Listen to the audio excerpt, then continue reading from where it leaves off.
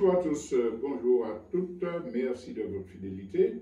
Nous sommes donc sur Radio Fréquence Atlantique avec ses longueurs d'onde 88.3, 93.6, 105.9. Vous pouvez suivre les émissions sur rfaradio.fr, sur le net, non? Et plus tard, vous les retrouvez sur YouTube. Donc aujourd'hui, je vais vous proposer comme thème d'actualité nationale les commentaires sur les résultats des élections européennes dans notre pays, comme thème international, les conséquences de la dissolution de l'Assemblée par Macron, et puis en matière de déconstruction, les deux thèmes précédents vont nous amener à parler des voies et moyens qui nous permettront de changer le monde. Nous avions déjà commencé à parler de ce thème-là, mais l'expérience que nous avons vécue avec ces récentes élections va nous servir pour développer un certain nombre d'argumentations. Donc, on va tout de suite commencer avec les résultats des européennes dans notre pays. Avant toute chose, il faut citer les chiffres. Parce qu'il y a des commentaires qui sont faits par les journalistes, les observateurs, les analystes et politologues qui ne prennent absolument pas en compte la réalité des chiffres. Rappelons qu'il y avait 304 698 inscrits pour les élections européennes. Je répète, 304 698. Combien de gens ont voté? 37 533, c'est-à-dire un taux de participation de 12,32%. Un taux qui est en baisse par rapport à 2019, puisqu'on avait eu 15,22% de participation. C'est déjà excessivement bas. On est de l'ordre de 12%. Maintenant, sur les gens qui ont voté, on compte 1851 bulletins blancs et 1476 bulletins nuls. Ce qui fait qu'au bout du compte, sur les 304 698 inscrits, il n'y a que 34 206 exprimés. Alors, quand on analyse l'importance des forces politiques, on est obligé de dire au départ, les commentaires que nous allons faire ne concernent qu'une infime minorité de la population martiniquaise. Si on prend la précaution de dire ça, on ne va pas se permettre de dire le Front National a fait une percée spectaculaire en Martinique. C'est vraiment une erreur d'analyse profonde si ce n'est pas de la désinformation. Quand on regarde les résultats chiffrés des différents groupes, alors, il y avait 35 listes à peu près. Je ne parle pas de celles qui ont fait moins de 100 voix.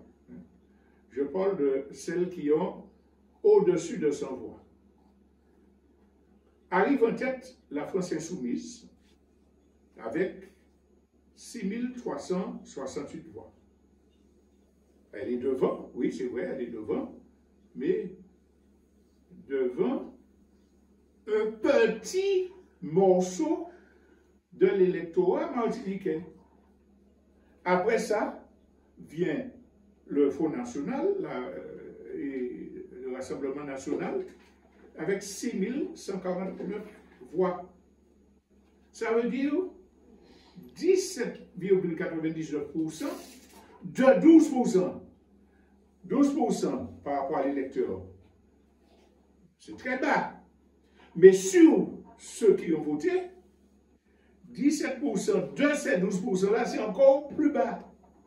Comment ose-t-on parler de percée du Front National? Alors, le groupe de Macron-là vient avec 5883 voix après. L'Europe Écologie Les Verts, 1992 voix. Et je vais sauter quelques-unes pour parler de combat ouvrier, lutte ouvrière, qui fait quand même 1016 voix. Je vérifie bien. Non, 1001 voix. Quand lutte ouvrière fait 1000 voix en Martinique et que le Rassemblement national fait 6000 voix, est-ce que ça ne nous ramène pas à la réalité?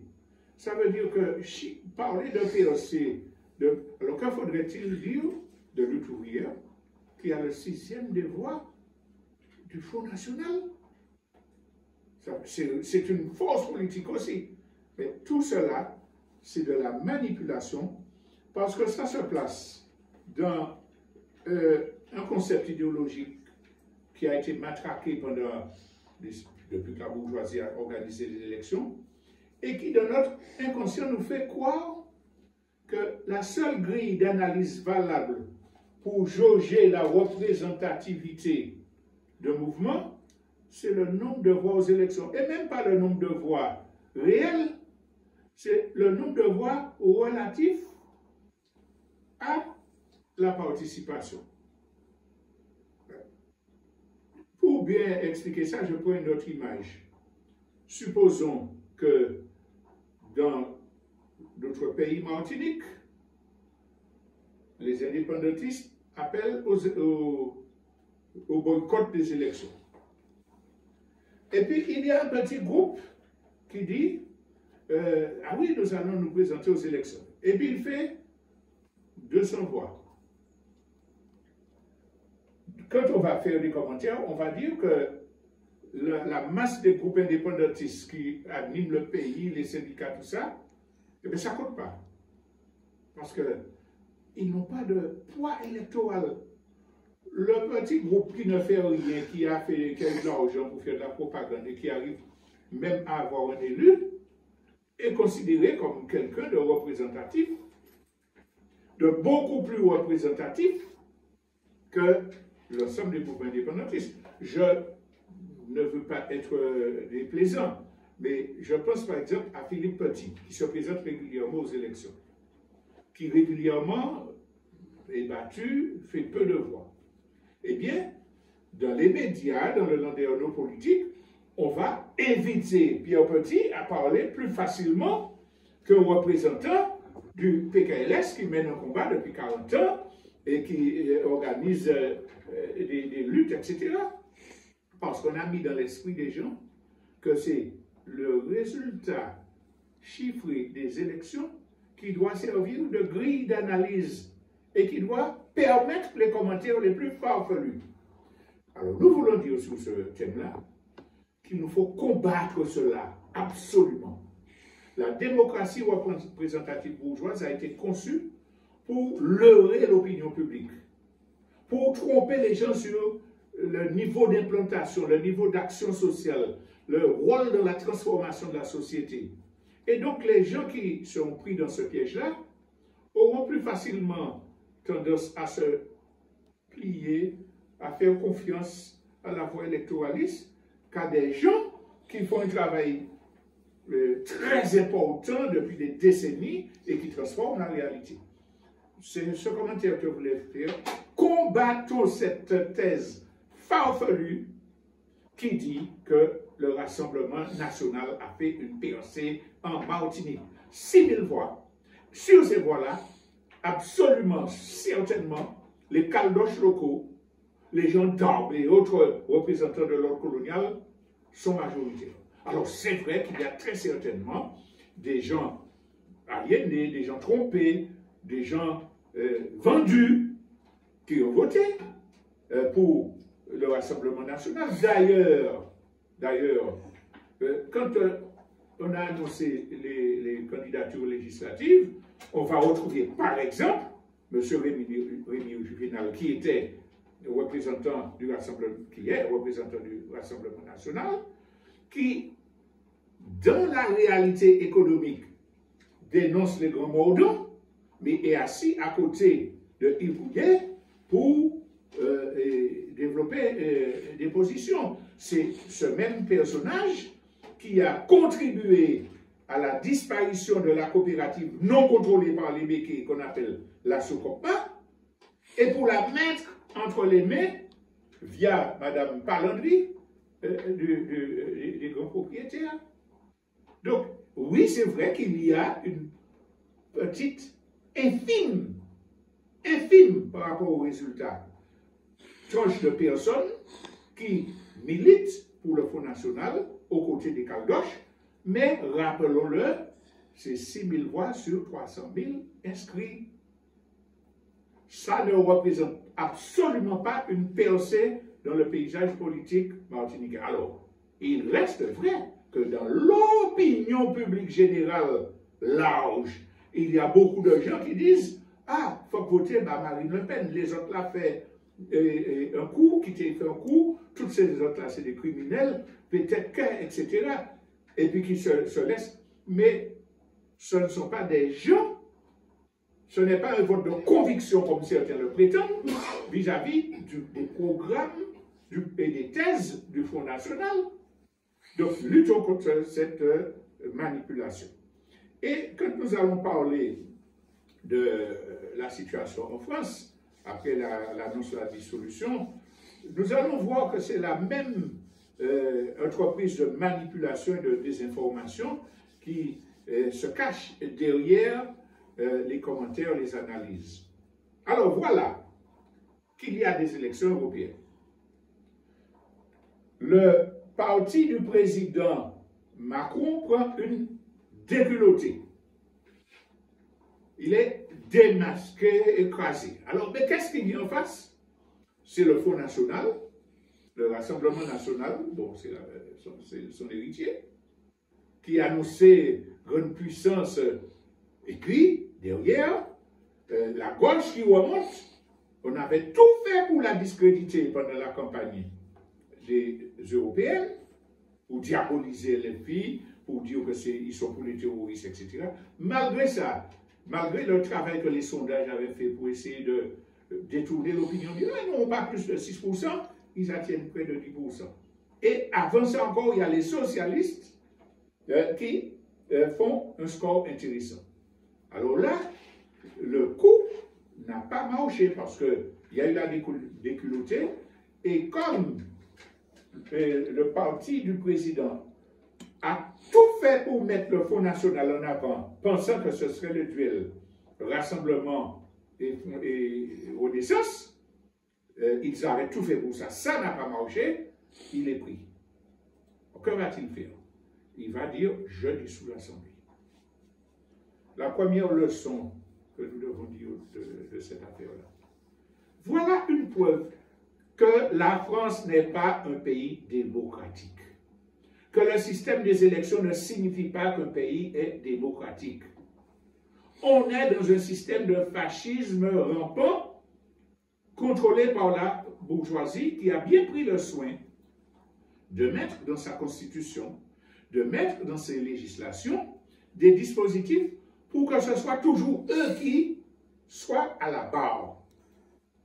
S'il y a un mouvement qui utilise les élections pour mettre leur pouvoir en danger, ils ont prévu des moyens pour décapiter ça.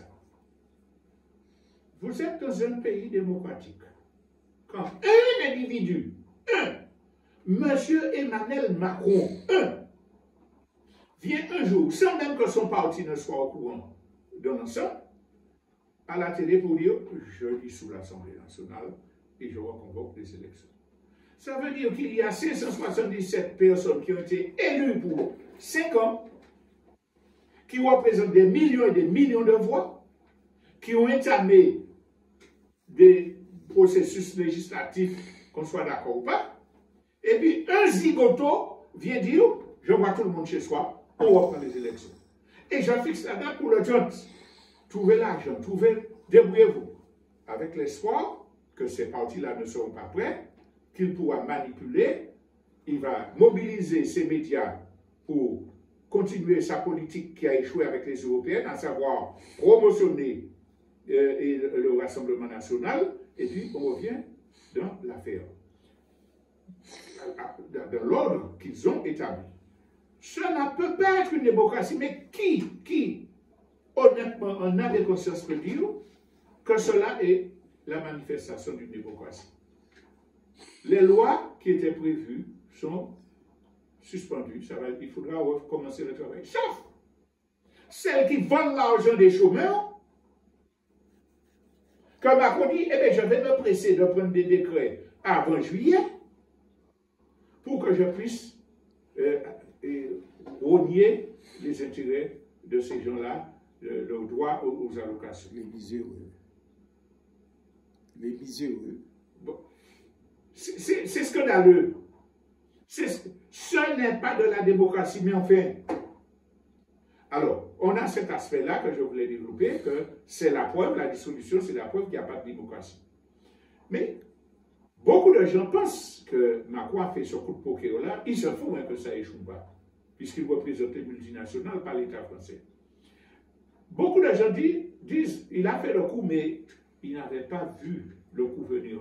La remontée de la gauche, le Front populaire, et puis la conscience aiguë des Français qui se sont mobilisés par millions, par centaines de milliers hier contre le Rassemblement national. Ils n'avaient pas vu que ses propres partisans allaient se détacher de lui pour dire ben oui, mais je vais perdre mon beefsteak avec cette dissolution-là, je ne vais pas repasser, personne ne veut de toi. D'ailleurs, ne viens pas sous mes affiches. Je vous le dis, il s'en fout, Macron. Parce que ses intérêts, c'est les multinationales, ce n'est pas la France. Et ce n'est pas les membres de son parti. Mais il n'avait pas anticipé les conséquences délétères de sa décision. Alors, bien sûr, comme je l'ai dit, il va continuer, son système va continuer à mettre le paquet pour sauver les meubles. Par exemple, mais quand même. On reste des journées à voir Attal à se promener dans les marchés, oui. On reste des journées à voir Marine Le Pen qui va dans des bars, etc. C'est-à-dire qu'ils promotionnent leur bonhomme. On voit, en parlant d'Attal, tous les techniciens de la communication mobilisés pour le faire passer pour gentil. Gros plan sous son visage souriant, calme. Et puis après, on vous montre une petite information sur les déchirures au sein de LFI. Alors, on repasse. Mélenchon, antisémite. Ah, oui, ils sont pour les terroristes du Hamas. Ce n'est pas de l'information, c'est de la propagande fasciste. Bien, dans cette affaire de discréditer les opposants, le Front populaire les a surpris. Les gens défilent, des gens de droite. C'est une insulte au Front populaire de 1936 de reprendre le nom de ceux qui avaient, etc. Et les gens qui sont là, ce sont les partis, les héritiers du Front populaire. Et ce n'est pas la première fois qu'ils essaient de faire l'union de la gauche, etc. Ah bon, aujourd'hui on défend le nom du Front populaire. Bref. Et puis, ah oui, mais ils étaient divisés. Et comment vont-ils s'entendre? Ils étaient divisés. Malgré ça, le travail qui a été fait par les différents partis, notamment sous la pression de syndicats, d'organisations qui sont venus devant les bâtiments pour dire unité, unité, le danger est trop grand, les pressions ont permis une union. Dans un discours que Mélenchon avait fait au lendemain de l'annonce du Front populaire, que je vous invite à aller écouter, je ne suis absolument pas mélenchoniste. Mais je vous invite à l'écouter parce qu'il décrit la situation politique en France. Il explique, militants de la France insoumise, attendez-vous là maintenant qu'ils vont tout faire pour mettre la division entre nous, entre les partis, etc. Ne vous laissez pas, parce que nous avons un espoir de changer. Il avait annoncé en donnant des exemples. Eh bien, c'est ça qui se passe. Alors, vous savez que dans les partis, il y a des réunions pour attribuer les investitures. Donc, on vous envoie, etc. Dans tous les partis, sans exception, il y a des décisions qui sont prises en fonction de l'intérêt global. D'abord, les insoumis vont concéder une centaine de sièges aux socialistes, on ne va pas se présenter là. Et puis ils vont choisir les gens qu'ils veulent. Les insoumis vont choisir leur candidat en fonction de leur accord avec la ligne majoritaire. Ça se fait dans tous les partis. Les insoumis vont choisir d'envoyer des candidats dans telle ou telle circonscription, parfois par le parachutage, contre leurs propres militants qui sont là sur le terrain, parce qu'ils ont une stratégie globale. Les insoumis le font, le rassemblement le fait, les républicains le font, les socialistes le font. Comment expliquer que tous les médias de droite se réunissent tous les jours depuis 2 jours pour dire les insoumis n'ont pas donné l'investiture à Garrido, etc., parce qu'ils étaient contre Mélenchon. Qu'est-ce que ça vous fait? Excusez-moi. Qu'est-ce que ça vous fait? Ça n'est pas votre affaire, vous donnez l'investiture à qui vous voulez. Vous n'avez absolument pas le droit de donner un sentiment sur les raisons qui font qu'on envoie un tel ou tel. Mais on met dans l'esprit des gens, Mélenchon dictateur, c'est un parti démocratique, etc. Ils ont tout café. Le Glucksmann qui n'était pas d'accord avec l'Alliance au départ, mais qui a dû se plier d'après la pression des militants socialistes, ose venir dire, je vais négocier pour que les insoumis reviennent sur leur décision de ne pas donner d'investiture à tel ou tel militant. C'est inimaginable, ça montre que ce sont des politiciens véreux qui veulent capoter, je parle de Glucksmann, qui veulent faire capoter l'alliance qu'ils ne souhaitaient pas. Nous n'avons pas été qui ont une idée, qui sont d'accord, qui sont pas d'accord. Ça n'a pas qu'à concerner. Les militants des insoumis en congrès peuvent dire, ah, tu ne veux pas lui faire ça, condamner. Ça, c'est leur affaire. Mais comment se permet-on d'être de droite, de gauche, de socialiste et de venir dire, je ne veux pas que. Alors, ils ont fait le coup, réussi, sur, comment il s'appelle, celui qui avait été accusé de violence conjugale, qui avait giflé sa femme, qui a été sanctionné pénalement, qui a été sanctionné par son parti. Ah, comment les insoumis donnent une investiture à quelqu'un qui fait des violences? Entre parenthèses, au-delà de la politique, ce sont ces gens-là qui prétendent défendre le peuple, la morale. Ça veut dire, j'interdis à quiconque d'abord qui a commis une faute et qui l'a payé, d'avoir une vie normale dans le reste de son existence. Ça veut dire que si vous avez fait une bêtise qui a été condamnée et puis quelques années, l'extérieur décide de votre carrière politique. Mais laissez les gens juger. Alors, dans son esprit de responsabilité, le député en question, j'oublie son nom, dit, bon, ok, je ne me présente pas. Vous savez, un rouquin là. Et non. Mais au-delà de la logique éthique qui interdirait de faire ça, on voit bien qu'il s'agit d'une manœuvre politique pour affaiblir les insoumis qui sont la force principale du Front populaire. Et les voleurs de l'autre bord. Et les voleurs de l'autre bord sont sur les listes, personne ne dit, ils n'ont pas le droit de se représenter. Vous savez qu'il y a etc. de gens qui ont été condamnés. Même Cahuzac veut se représenter. Cahuzac veut se représenter. Bon. Donc on voit bien qu'il s'agit de manœuvres politiciennes absolument indécentes parce qu'ils ont peur que le Front populaire arrive au pouvoir. Et là, à l'heure actuelle, la chose est très tendue. Est-ce que les efforts du système vont permettre au Rassemblement national d'arriver? Oui ou non? On ne le sait pas encore. Il y a une mobilisation dans le monde social syndical français qui peut faire croire que c'est jouable pour la gauche française.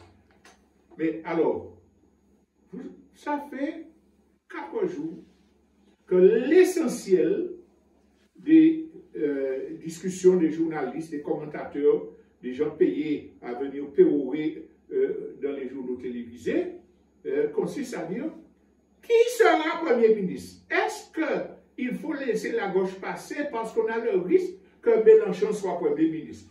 On va interroger des gens qui sont candidats. Oui, mais est-ce que vous êtes d'accord pour que Mélenchon soit Premier ministre?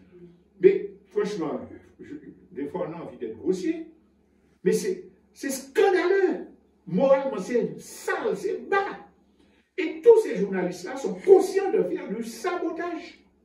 Pour truquer les élections, c'est pour vous dire que le système est organisé pour contrôler les élections. Est-ce que ce sera Bardella qui sera Premier ministre ou pas? On s'en fout. Pardon, ce n'est pas le problème. Les questions que ces soi-disant journalistes devraient poser concernent le programme. Mais dernière remarque sur cette question-là, et il y en a deux que je vais faire. D'abord, au-delà de tous ces tripatouillages, le résultat en France, même s'il est vrai qu'il y a eu 42% d'abstention,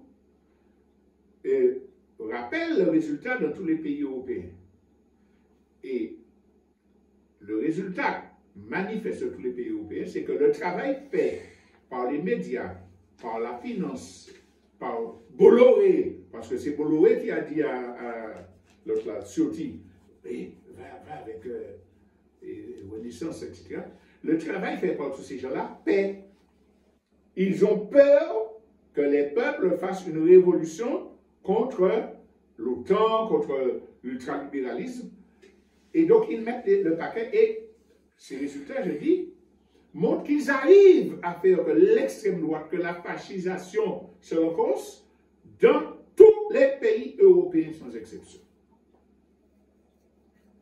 D'après ce qu'on dit au Parlement européen, ils ne seront pas la première force, mais ils sont de nature à faire des alliances pour capoter des décisions. Et surtout, la présidente du PPE, du parti dominant de droite, a déjà annoncé son intention de travailler avec les fascistes. C'est ça le résultat. L'extrême droite, à travers les élections, montre que le système prépare la fascisation. Ça, il faut en prendre conscience pour dire, bon, il faut qu'on se prépare. Et la dernière remarque, on a parlé de la couleur de la chemise de Bardella. On a parlé du futur Premier ministre. Mais pendant cette dernière semaine, quel temps a été consacré au génocide qui s'intensifie en Palestine? Quelle information a-t-on donné sur les massacres de Kanak qui continuent? Parce que les milices tirent sur les Kanaks dans le silence. Et puis, les forces de l'ordre continuent à ratisser, à mettre des gens en prison, en résidence. Qui a parlé de ça pendant ce temps-là? Qui a parlé de ce qui se fait au Soudan? Qui a parlé de ce qui... Bref, on n'a pas parlé des choses essentielles pour l'avenir de l'humanité. C'est vrai qu'à part les élections, on a quand même beaucoup parlé de quelque chose de fondamental pour l'histoire de l'humanité. La flamme olympique va venir, la flamme olympique est partie sur le bateau. Bon, d'accord. Pensez à venir applaudir la flamme. Bon, alors, nous revenons à l'information principale. Et Bardella a changé de chemise. On est dans un pays de fascisme intellectuel. Si on n'en prend pas conscience de cela, on va laisser ces gens-là arriver au pouvoir. Alors, voilà les commentaires que je voulais faire concernant l'actualité. Nous allons donc écouter un petit peu notre jingle pour le temps de respirer. Et je vais passer à la partie des constructions sur les voies et moyens qui nous permettront de changer toute cette situation dont nous avons parlé.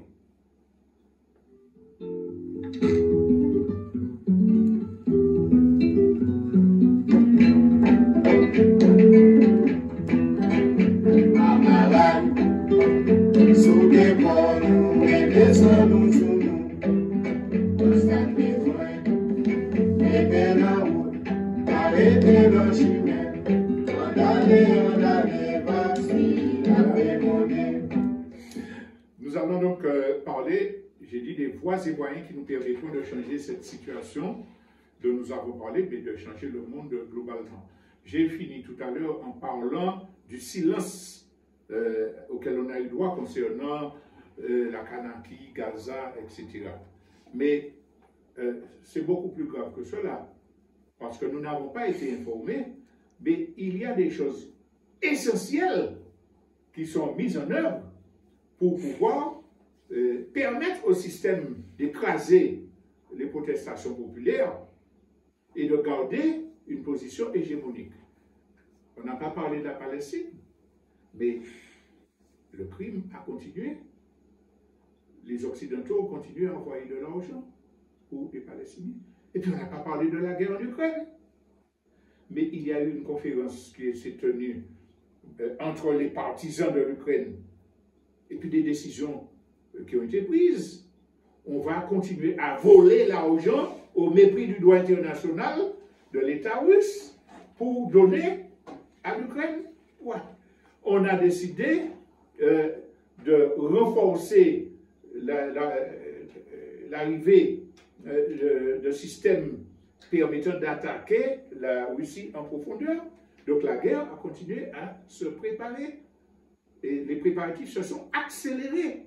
Ça c'est fondamental. Ce n'est pas qui est Premier ministre ou pas Premier ministre. C'est ça qui est fondamental dont on n'a pas parlé. Donc, la réalité c'est qu'il y a une accélération de la préparation de la guerre. Je ne prends pas tous les thèmes, mais une accélération des catastrophes climatiques dues au dérèglement que refuse d'arrêter le système ultralibéral, la misère sous les ports. Enfin bref, il y a eu toute cette accélération de toutes les difficultés que nous avons. Parce que le système est structuré pour se maintenir à travers les élections, on l'a vu, mais à travers les lois économiques, hein, les échanges économiques, on peut bloquer là, on peut interdire cela, sur la façon de voler l'argent des services publics, de la protection sociale, le système est structuré. Donc, ce qu'on est occupé par ailleurs, ils peuvent continuer à nous laminer. Et nous serons de moins en moins préparés à résister. Nous serons de moins en moins enclins à nous organiser. À tout ce que nous avons dit, le détournement de l'opinion, il faut ajouter que la guerre de l'information, c'est ce qui est essentiel. Et les impérialistes occidentaux, les maîtres du système libéral, disposent d'une puissance absolue en matière de manipulation de l'information. On parle encore de la flamme olympique. Nous avons donné des explications. Il y a des gens qui sentent que ce n'est pas clair. Mais quels moyens avons-nous sérieusement de persuader les 300 000 Martiniquais authentiques de boycotter cela ou d'utiliser l'événement pour protester? Nous n'avons pas les moyens technologiques, la puissance financière qui nous permettrait de toucher chacun, parce que si on arrivait à toucher chacun, tout le monde était d'accord pour boycotter. Il ne faut pas sous-estimer la puissance de la manipulation du système. Et ce n'est, je le dis chaque fois, ce n'est pas pour culpabiliser les gens. C'est un système, l'être humain fonctionne d'une certaine façon, son cerveau, son environnement, les informations produisent des comportements et entraînent des addictions. Quand on va parfois, on connaît les arguments, mais on est attiré, il faut qu'on aille voir la flamme olympique. Autrement, on parle en mode, on parle ça. Et bien, tu t'es laissé influencer par des politiques. Il y a une addiction qui pousse à aller, à se laisser entraîner dans la propagande et dans la manipulation.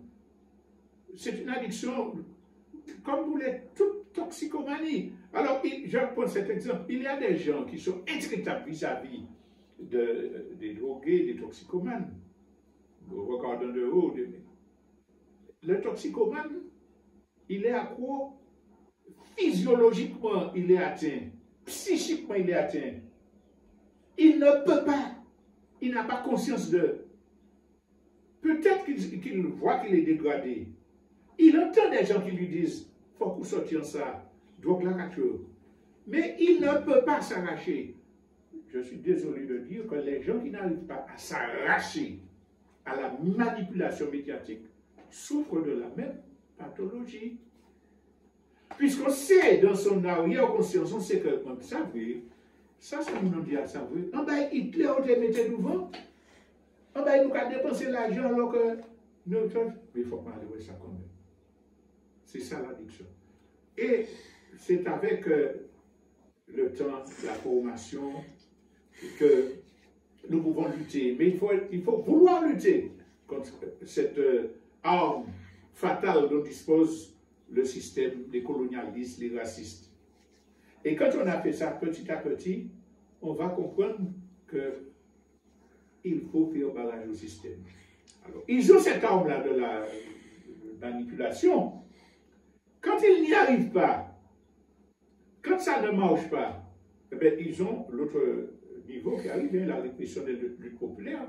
On a vu la barbarie, la sauvagerie des gens, des troupes armées de Macron contre les gilets jaunes ou contre les gens qui luttaient pour le maintien de la retraite.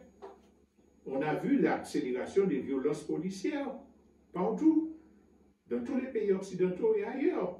Donc, quand ils n'ont pas suffisamment réussi leur coup avec la manipulation, ils n'ont aucun problème à passer à la phase de répression.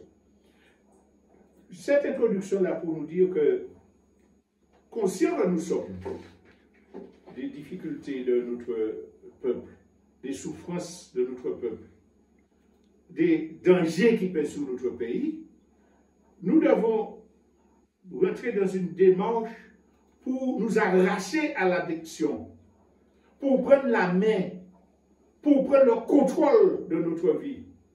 C'est pas facile. C'est pas facile, c'est vrai. Mais c'est un choix et c'est une démarche qu'il faut s'imposer. Il faut se débarrasser des illusions. Dans ce que nous avons dit dans la première partie de l'émission, nous avons la réponse. Jamais par la voie électorale, on ne pourra régler les problèmes. Jamais. Ça ne veut pas dire qu'il ne faut pas utiliser des élections quand on est organisé, quand on sait où on va, quand on veut piéger, etc. Ça ne veut pas dire ça. On va regarder après. Mais ça veut dire que l'idée que mais c'est pas bon, on nous change. Ah, mais c'est un brave bouc. Il était là et puis nous tel côté, on nous mettait. C'est ça qui empêche la victoire des luttes populaires. Parce que notre esprit a été orienté sur une voie de garage. Combattons les illusions électoralistes. L'idée que si on se bat pour mettre dans la Constitution qu'on est un peuple et non une population, c'était déjà comme ça, c'est du temps perdu. Aucun État colonialiste ne respecte la Constitution en quoi que ce soit. La Constitution prévoyait un référendum pour l'autodétermination de la Kanaki. Qu'en est-il? Qu'en est-il? Ceux qui viennent, la Constitution a dit, 1900, ils ne respectent pas leur propre loi. Allons les faire, allons en justice les faire. Ce sont des illusions. Ce n'est pas la modification d'une constitution ou la négociation avec un gouvernement colonialiste pour nous donner un petit peu plus de compétences qui régleront notre problème. Donc, jamais dans l'histoire de l'humanité, des oppresseurs n'ont accepté d'adoucir la vie des opprimés parce qu'il y a eu dialogue, parce qu'il y a eu échange, parce que... Non, jamais. Trump a vu qu'il perd des élections, il a envahi le Capitole, et il va revenir. Jamais, c'est le rapport de force. Ce sont les luttes populaires qui amènent au pouvoir des forces alternatives, ou bien qui font reculer les dominants, en donnant la sécurité sociale, etc., par des grèves d'usine, mais c'est toujours provisoire parce que tant que le dominant est dominant, il va revenir dessus. Donc c'est l'inversion du rapport de force et la construction de l'alternative qui permettront de changer la situation. Quand on parle de voies et de moyens, ce n'est pas avec des voies tracées par les dominants qui vous indiquent la direction qu'on arrivera à changer les choses. Donc, une fois qu'on a pris conscience et qu'on dit, bon, il nous faut nous défaire des illusions, il faut construire une stratégie lucide, globale, pertinente pour combattre le système, à ce moment-là, on réfléchit à la feuille de route. Bon, voilà, qu'est-ce qu'il faut faire maintenant? Alors, la première chose qui vient en conclusion de ce qu'on a dit sur le rapport de force, il nous faut accumuler des forces. Nous sommes les plus nombreux. Les peuples sont majoritaires. Ils ont l'atout du nombre. Pourquoi ils n'arrivent pas à renverser l'oppresseur? Deux raisons. D'une part, parce qu'ils sont divisés. On entretient chez eux les divisions. Et puis, deuxièmement, on les oriente sur des voies de garage quand ils veulent lutter. C'est ça qui fait la force des gens. Donc, notre feuille de route doit nous indiquer que notre première tâche, c'est l'accumulation des forces. Comment on fait ça? Ben, enlever les illusions qui sont majoritaires par la propagande, la formation, la présentation d'exemples, la discussion pour s'auto-former. Tant que je dirais, c'est mon mouvement qui est le seul qui connaît la vérité, les autres, toutes ces décrapes, il n'y en aura pas. Par contre, si on dit je pense cela, c'est juste je fais cela, vous pensez cela, si nous sommes sur des bases, de bonnes bases, discutons pour voir comment nous auto-convaincre d'aller dans une bonne direction. Ça fait partie de l'accumulation des forces, conscientisation, dialogue serein. Ah, attention, il ne faut pas oublier ce qu'existe, qu'existe la lutte des classes.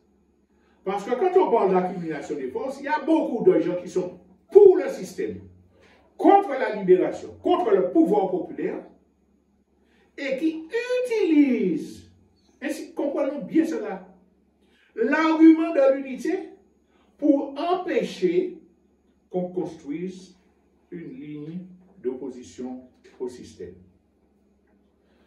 Le système qui voit des gens forme des organisations pour les infiltrer, pour casser l'unité, pour venir dire non, c'est pas ça, etc. Et en général, il choisit des gens non représentatifs. Des gens qui ont des mêmes visions qu'eux en matière de lutte électoraliste, en matière d'élitisme, c'est moi qui, etc. Donc, ils choisissent des gens, ou des gens qui sont intéressés pécuniairement. Il y a des nationalistes au service du peuple, et puis il y a des nationalistes qui veulent arriver au pouvoir pour faire un coup de chef et pour favoriser son entourage, etc. C'est sur cette base-là que les colonialistes français ont perverti les indépendances africaines. Donc, quand je dis il faut accumuler les forces, il faut se rassembler, ça veut dire qu'on rassemble ceux qui ont le même objectif. Si on sait qu'il y a des groupes qui ne travaillent pas pour le peuple, qui ont des comportements inacceptables dans leur quartier, dans leur famille, etc., on sait bien qu'ils ne vont pas faire avancer l'unité nationale pour la libération et la construction d'un système alternatif. Quitter ces menaces voter. Luttons contre cette propagande bourgeoise opportuniste qui veut noyer le mouvement populaire en mettant sur le même pied des gens non représentatifs, des gens opportunistes, électoralistes, au sens strict du terme, avec des gens qui se battent pour la souveraineté nationale. La véritable cohésion, la véritable accumulation des forces que nous voulons, c'est avec le peuple martiniquais et tous ceux qui, en son sein, sont d'accord pour une véritable souveraineté, pour une construction de monde alternatif. Et on va faire dans leur pratique le monde. Donc, ça, c'est l'accumulation des forces. Ce qui nous appelle à lutter contre l'individualisme, contre l'élitisme, contre les divisions qui sont superficielles, parce qu'il y a des gens qui, sincèrement, sont pour la même chose et qui se combattent entre eux parce qu'ils pensent que l'autre n'est pas bon. Ce fameux syndrome de lynch à combattre. Donc, c'est pour ça que je parlais de favoriser le dialogue entre des gens qui veulent le même objectif. Maintenant, on peut ne pas se comprendre. Alors, quelle est la solution? Et je le répète parce que, en particulier, notre organisation, le CNCP, a souvent été interpellée sur cette question-là. Pourquoi vous n'êtes pas dans un truc où il y a 50 personnes, etc., 50 groupes, etc. Vous êtes contre l'unité. Cette idée fausse introduite par la bourgeoisie, cet opportunisme, vous pousse à être méfiant vis-à-vis de gens qui travaillent, de gens représentatifs, parce qu'ils n'acceptent pas d'être dans la même boîte que des gens dont ils savent qu'ils ne sont pas sincères et qui ne luttent pas pour la libération, qui n'ont qu'une étiquette. Il ne s'agit pas de les envoyer à l'échafaud.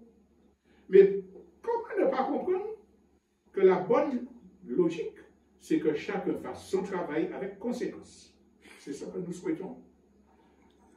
Quels que soient ceux qui font des choses intéressantes, on les soutient, sans demander de contrepartie. Et on souhaite que ce soit réciproque. On construit la cohésion nationale.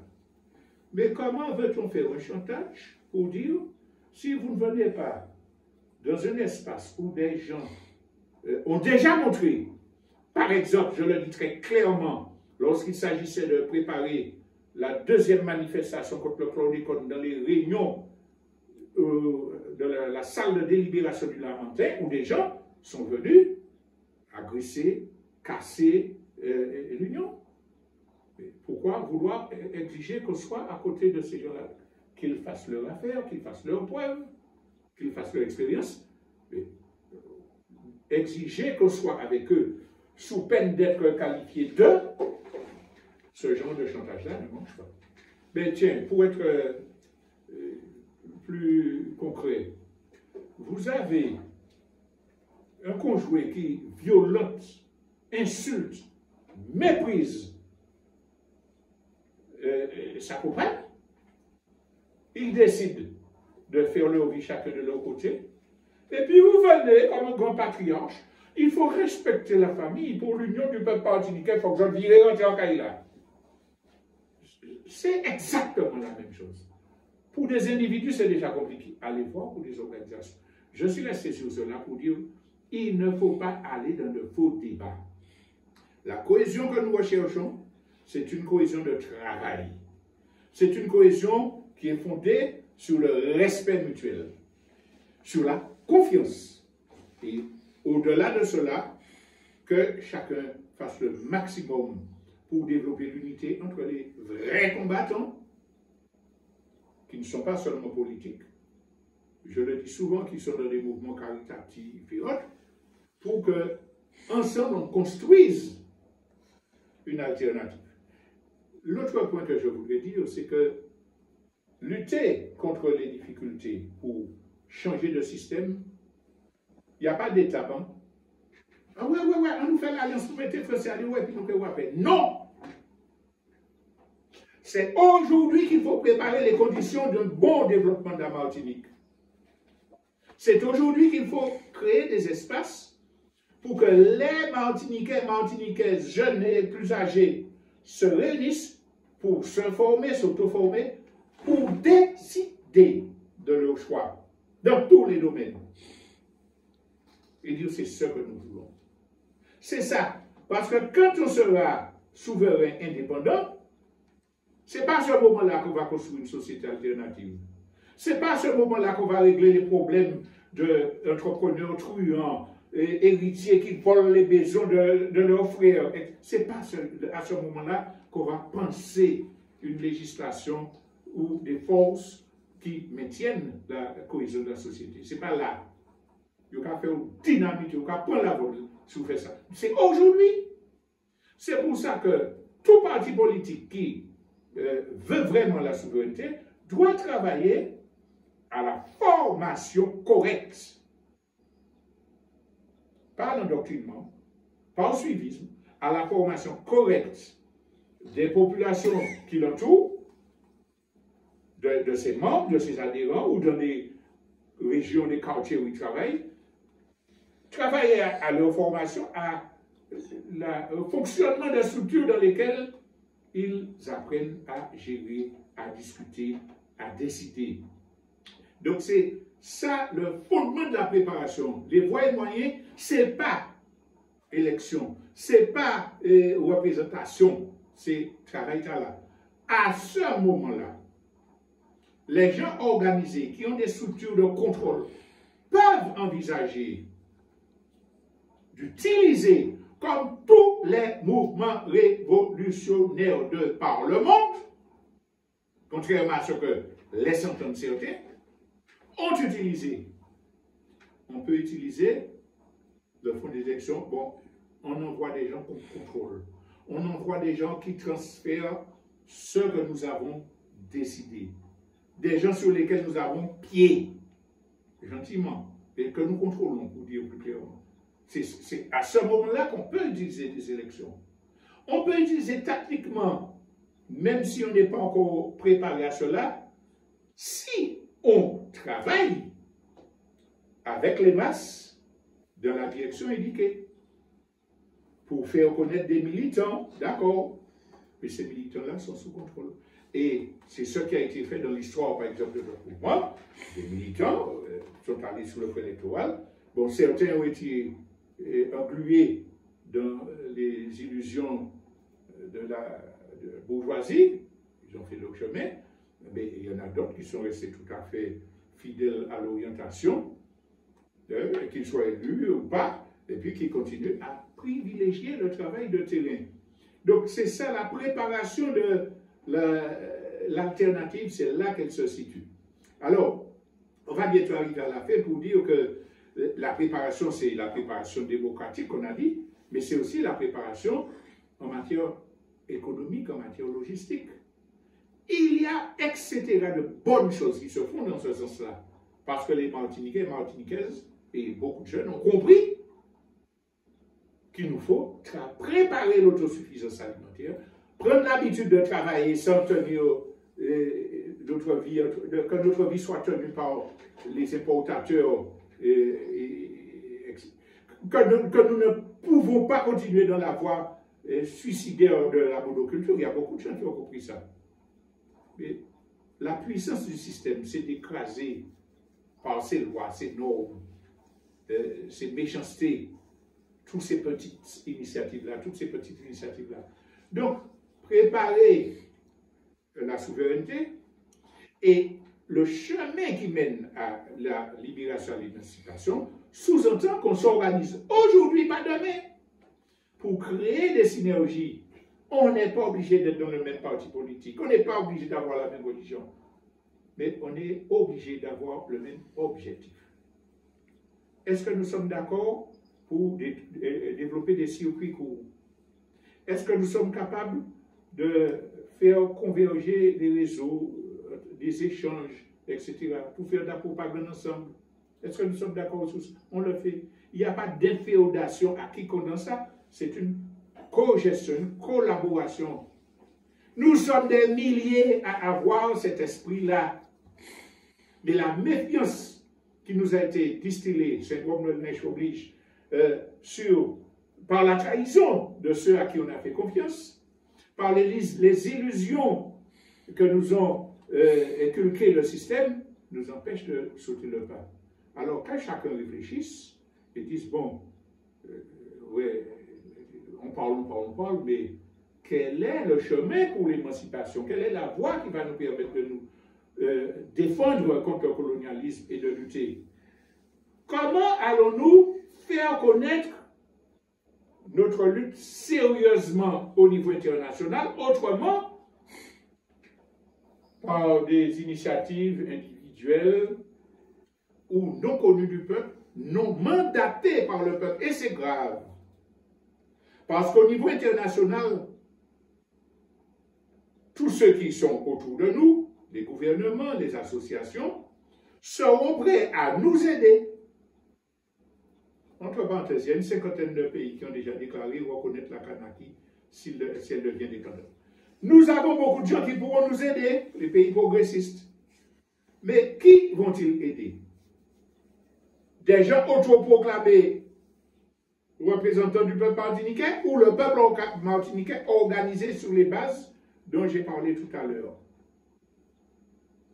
A-t-on le droit d'appuyer notre travail international sur des initiatives dont le peuple ne sait absolument rien de ce qui sera demandé, discuter des conditions d'œuvre? Non. Comme au niveau des élections, comme au niveau de tout, ceux qui vont parler au nom du peuple martiniquais doivent être mandatés par le peuple martiniquais. Alors, on peut faire un travail de préparation de l'approche du terrain, mais pour les gens qui veulent une orientation révolutionnaire, je le dis, en matière de transformation pour notre pays, il faut prendre garde à ce que ceux qui parlent au nom du peuple martiniquais représentent réellement le peuple martiniquais. Je terminerai en disant que les méthodes de lutte, nous les connaissons, manifestation, pétition, etc., etc. Ça ne suffit pas si ça ne s'adosse pas à la stratégie globale dont nous avons parlé. Les méthodes qui sont fondées sur la réaction, les révoltes spontanées, les rébellions spontanées, c'est suicidaire et ça nous fait perdre des combattants qui auraient pu être absolument indispensables à notre combat. L'ennemi est puissant, ou pas qu'aller puis en arbalète, un jour où on dit comme ça, et puis on dit tout camarade, ah ouais, mon cas il va y avoir un coup d'arbalète, il va détruire. La résistance ne doit être que mûrie, collectivement, préparée solidement. Sachez qu'il y a des provocateurs payés par le colonialiste qui sont envoyés dans des mouvements pour dire à des jeunes, ouais, c'est pour gars trop molle, on nous pète ceci, on nous fait ça. Ils ont détruit beaucoup de résistance dans le peuple comme ça, y compris en France. Jeunes militants ou moins jeunes qui voulaient affronter le colonialisme français, sachez qu'il y a toujours des provocateurs payés. C'est impossible qu'il n'y en ait pas qui viennent vous pousser à la faute pour vous livrer entre les mains de l'ennemi. Si vous voulez vraiment lutter pour votre pays, organisez-vous pour une globale résistance économique, culturelle, vraiment collective. En conclusion de cette intervention, je veux dire que nous faisons des apports qui ne sont pas nécessairement complets, parce que nous avons une pratique militante vieille de 60 ans, que nous avons commis des erreurs, que nous avons, nous aussi, eu de nombreuses illusions qui nous ont conduits à des échecs. Et puis nous avons eu aussi l'enseignement porté par le peuple, parce que nous avons essayé de l'écouter, qui nous a corrigés, qui nous a donné des indications.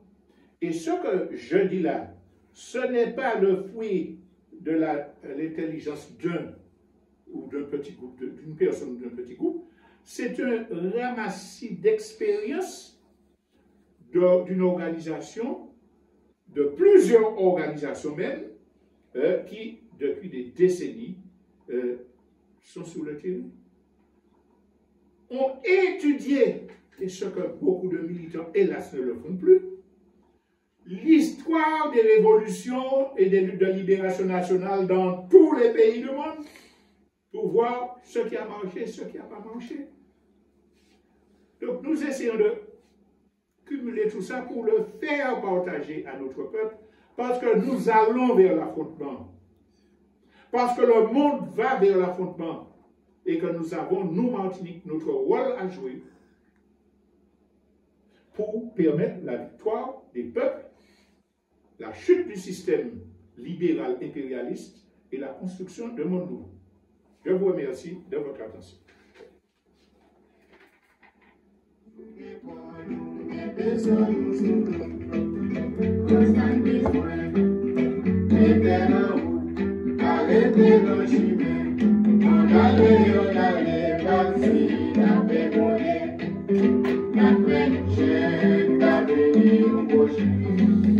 C'est pour le travail pour payer à ta pelle. Vaccine c'est pour aider. C'est pour le travail pour payer à ta pelle. Vaccine c'est pour aider.